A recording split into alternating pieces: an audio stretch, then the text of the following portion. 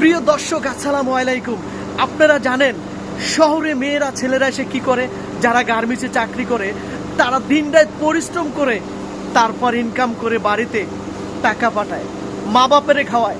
আর আমরা দেখেন এখন রাত্র 12টা বাজে, এখনো ডিউটি করি, দেখেন এখনো ফ্যাক্টরিতে আছি। তো ভাই, আমাদের এই ভিডিওটা আপনারা একটু শেয়ার করে দেন, একটা কমেন্ট করে যান যে আমরা কষ্ট করি ভাই, গার্মেন্টসে চাকরি করি, খুব কষ্টের চাকরি ভাই। মেয়েরা গালি শুনে টাকা পরিশ্রম করে ইনকাম করে, তার ফ্যামিলিকে গালি শোনায়, সুপারভাইজাররা গালি দেয়। এই সেই গার্মেন্টস, এই হাজার হাজার শ্রমিক এই গার্মেন্টস দিয়ে ইনকাম করে তার ফ্যামিলি দিকে চালায়। তো ভাই, ভিডিওটা ভালো লাগলে শেয়ার করে দিবেন, আর একটা কমেন্টে জানিয়ে যাবেন যারা গার্মেন্টসে চাকরি করেন কষ্টের জীবন না সুখের জীবন।